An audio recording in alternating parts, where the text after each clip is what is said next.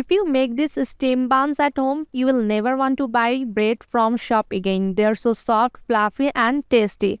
Actually, even better than what you get in stores.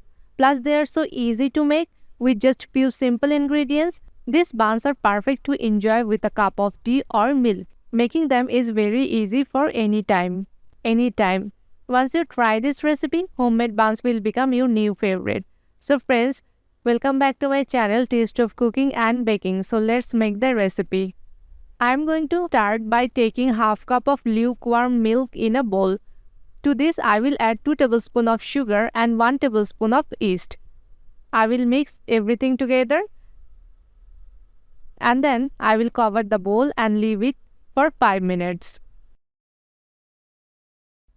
After 5 minutes, I will remove the lid and add 1 cup of all-purpose flour in the bowl. I will add 1/4 teaspoon of salt and 1 tablespoon of oil. I will mix everything together until a soft and sticky dough begins to form.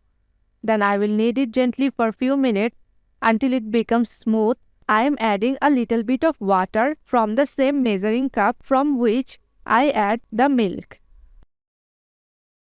Once the dough is ready, I will cover the bowl and let it rest for 30 minutes.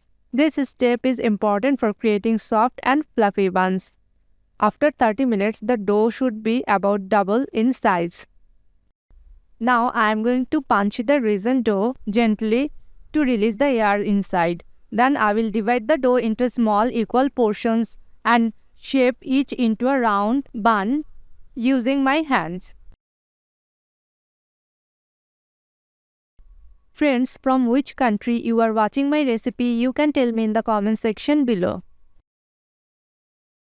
Now I am going to take a strainer like this and brush some oil. I think this type of strainer is very helpful for making buns more soft and fluffy. I am placing the buns inside the strainer.